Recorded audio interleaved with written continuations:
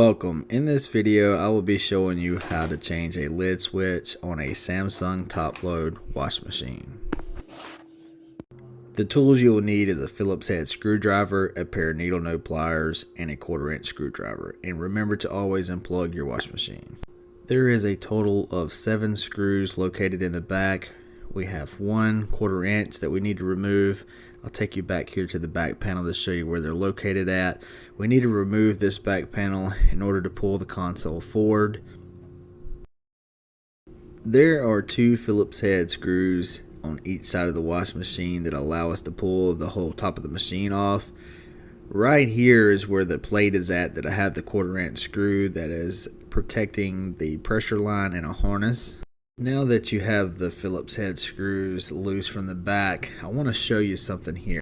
So due to the shape of this peg, we have to maneuver this top a certain way in order to get it off the peg in order to release the top. I will demonstrate that here in the next clip.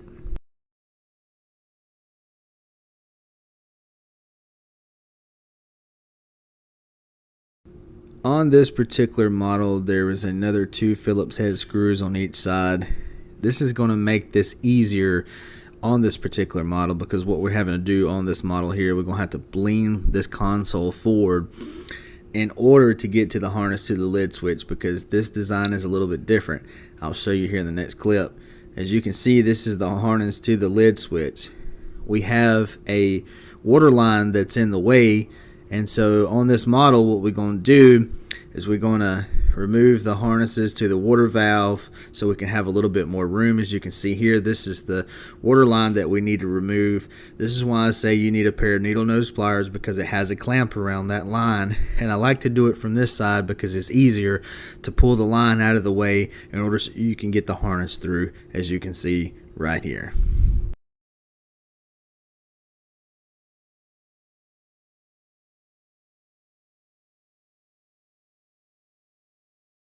So we have our lid switch here, and you also want to untie the ties that's holding the wire harness to the lid switch. As you can see there, now down here at the bottom, this is where the line's going to come through that you need to push it and get it out of the way.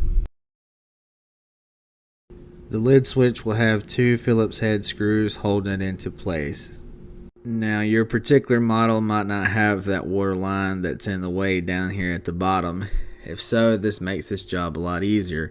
But once you get the new lid switch hooked up, you go back and tie everything up, put your screws back in, and here the top will go back on the same way. It has to push forward and sort of back, as you can see here. So now with the new lid switch installed, you got your harness pushed through first, then you push your water line through. Remember to hook your water line back up and also plug your harnesses back in. Make sure you got that clamp on good and nice, and always check for leaks.